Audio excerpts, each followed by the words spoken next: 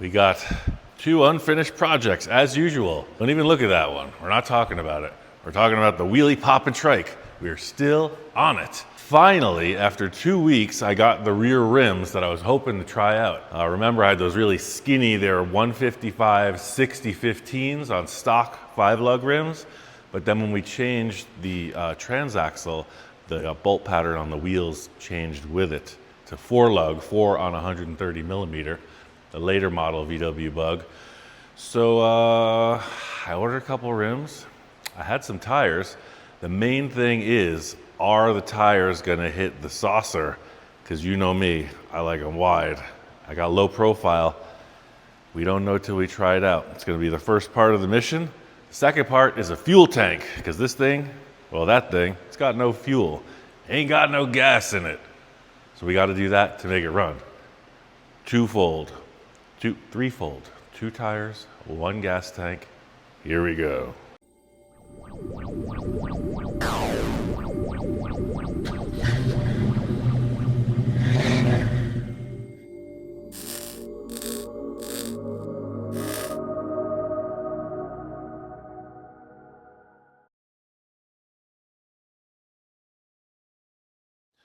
All right, you know me, I'm a glutton for punishment. Always got to prove something. These are the aforementioned tires. These are Hoosier Racing Slicks. I think they're circle track, but you can probably drag race with them. They're 27 by 10 by 15. That's inches. 27 tall, 10 wide, 15-inch rim. So I bought a couple of 15-inch by 10-inch rims. Stuck a valve stem in there. They're the typical Loeb Tech wagon style wheels, what you call them, I suppose. A lot of people call them that. Bunch of different stuff in the steel wheel world. D slot, like D open. These have little triangles. I guess that's where the wagon wheel comes from, the spokes. Of course, I have a tire machine right over there, but I don't know. It said glutton for punishment. Let's just mount them up. Jamie may want to insert the carnival music at this point, because it always seems easy going into the fight. Who knows, I never mounted a pair of these slicks, but I would think for race cars, you'd want them pretty easily mounted, because you're gonna be changing them in the pits. Unless you just swap the rims. I don't know, I've never been racing. You see these videos on Instagram. These guys are swapping tires like nobody's business. We're going to the tire machine. Took me that long to become uninspired. It's hot out. The AC is working. I don't know, there's something about stagnant air in the shop that freaks me out. I don't know if this air compressor can run this tire machine. That's the whole issue. You can see it's pretty well buried.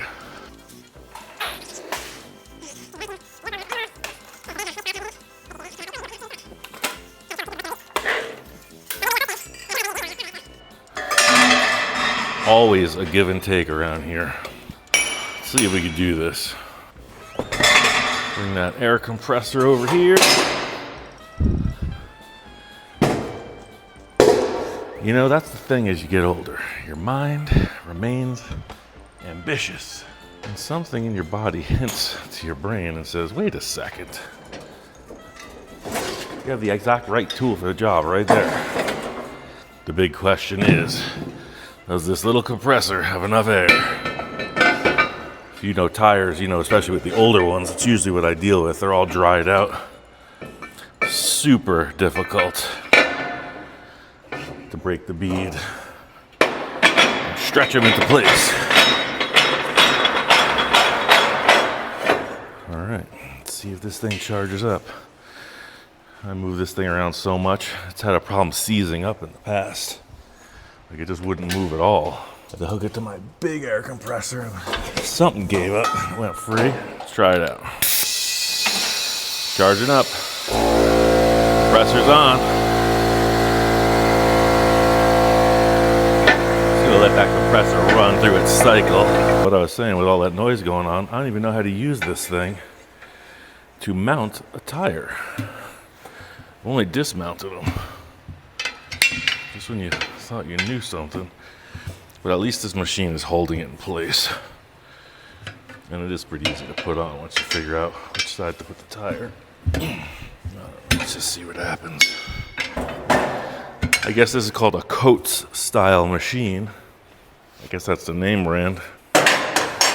And I always use this end, you know, to take the bead off. But with this end, I imagine that's the tire putter-oner.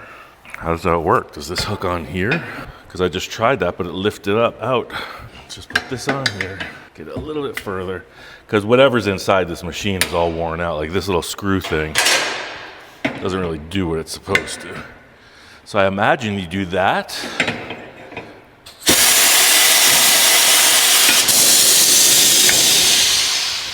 But it just rides up out of it. It works well to take tires off. I'm gonna have to look that up. Oh look, it's mounted.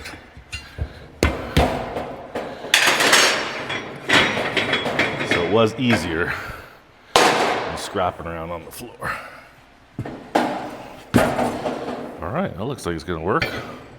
Put some air to it and see what happens.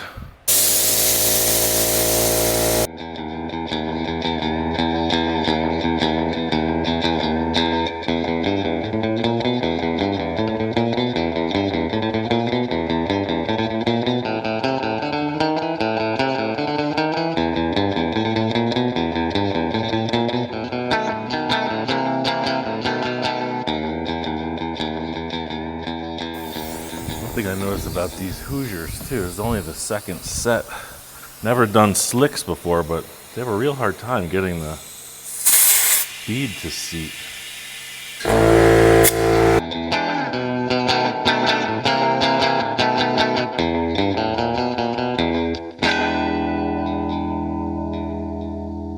All right, so with a VW, you know, it's got a swing axle. So right now it's unweighted. Once we roll it back, those tires will come down. Let's see, the exhaust looks good. Let's put this thing into neutral. So the transmission's locked up. We got nothing. Whether it's the brake drums. All right, now this really is just an emergency thing. The Dunn was bought these bunk chrome plated backing plates, and they're notorious for being a less good than the German originals. So when you put your adjusting tool, in this case a screwdriver, in there, these things get bigger and bigger to the point where you can't even adjust them. Coupled with the fact that it was laying in the guy's backyard for all eternity, there's no way to adjust the brakes. They were locked. So they're freed up just a little bit, but I sliced straight through with the cutting disc, and the only thing holding this on right now is the there's a little pin with a spring and a clip that holds it on, like a round cap. So I'm gonna try to break that, and I should be able to just get the brake shoe and just tear it all apart. See? This is emergency, right? So this is the little pin. There's a little clip right there. So I pulled that pin, everything came apart. Now we can get in and look at the brake shoes. And this is the problem right here. Everything is rusted shut. So I can get in there, just try to pry these shoes off. I have a set of disc brakes I'm just gonna put on this, and the problem will be solved. Now we got all that garbage out of the way, at least it rolls. That's all I was trying to do, because I know that this thing worked when I got it. I spun it. It's full of desert.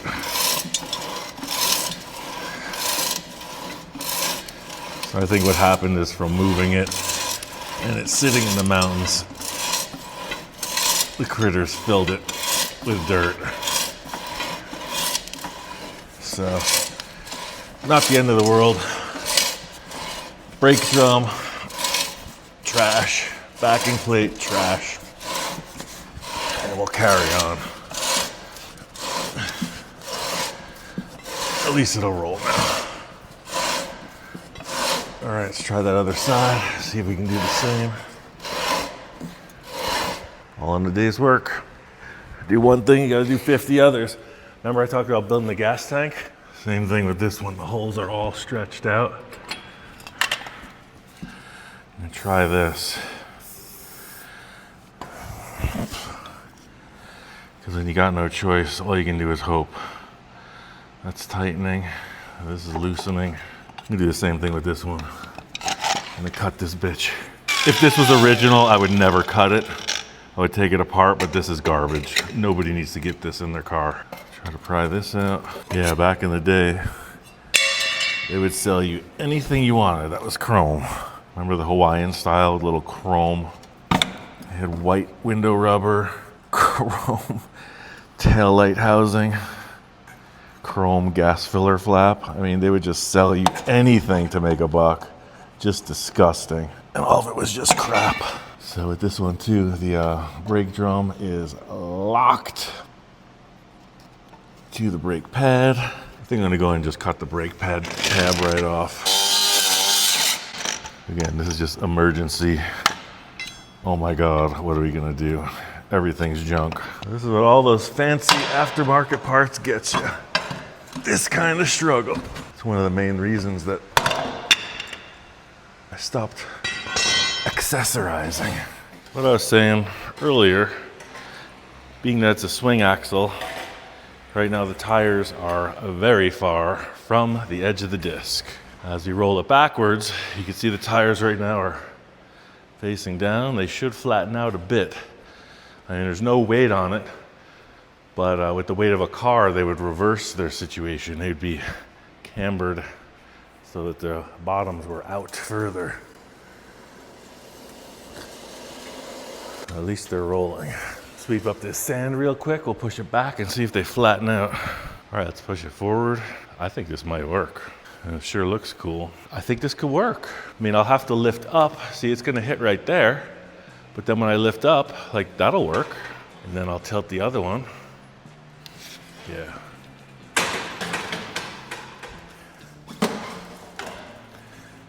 Yeah, I think the look really warrants a little bit of extra effort to open it, because it's got the hot rod trike look now. Yeah, the exhaust, tires peeking through, and from the front you won't see them, but look in here, that looks so much better than some skinny, and they actually look pretty skinny with this fisheye lens, but those tires are 12 inches wide. It's gonna work. I call that a deal. I just put that disc on. I think that'll wrap up this segment. And that's why I ordered these discs. They fit the rims perfectly. So just like the moon discs, 3 simple little screws in there. Gonna be fine. Stoked. Whew, things are getting heated up in here. New shop, new problems. First with that transaxle and the brakes, and now with the AC. You can see I have changed my outfit and my attitude. Little report what's going on in here. Over the last days, I'm like, of course it's getting hotter outside, but 10 degrees hotter, right? But the shop is also getting 10 degrees or more hotter. Not that this is full custom air conditioning repair, but you got Exhibit A and you got Exhibit B. So I know the drill with these, right? You got to keep them clean, yada, yada. So I open it up, I pull the filters out. It's dirty. Like, it was never maintained. When they installed them, it's never been cleaned since, guaranteed. So I blew it all out. I got the tongue flapping really good, and that's on low. So on high, this thing jams. This unit is working great. It's like cold. It's set for 80 degrees and it's blowing cold. That one, look at that tongue action. That's on low. This lazy one, this is on high right now. So, and the air is warm. I don't know. We moved in here. They work good for a minute. Now they're both squeaky clean. So I'm gonna call today a day. I called the AC repair. They're gonna come out. Maybe it needs a charge on the whatever, the gas in there. But the fan still doesn't blow as hard. I don't know what's going on. I'm not an AC repair person. Frustration? Have the veins in my head settled down? The positive is, a guy like me never gives up. Did you see this adaptation? The fan hand truck combo. I mean, you gotta do what you gotta do in this world to get by. Just saying. Turn that on low.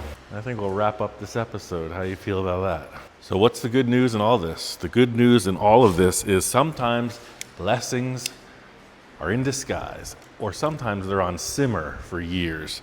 If you remember Don and Patty, I was renting their warehouse. I did the custom tow truck for him.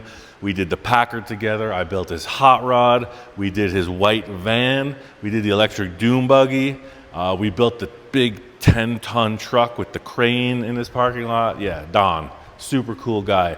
So Patty's dad is a dune buggy enthusiast, and their compound, they sold it. They closed it. They're cleaning out. Remember all those cars he had?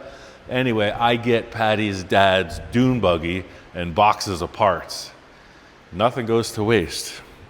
In one of the boxes of parts is a perfect rear, it's dirty, a rear disc brake kit. Brand new calipers, fresh rotors.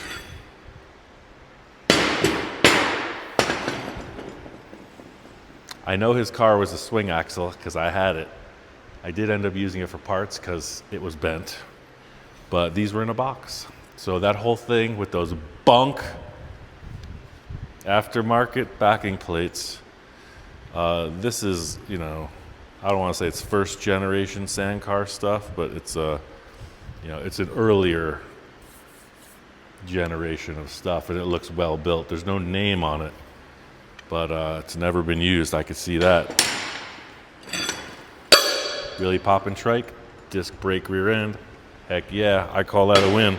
This is a bolt-on. I like the way the tires look. It's gonna work. On to the next. We got a gas tank to build. We started with 3 things and we got 1 done. See you next time. Or something, I can't even count.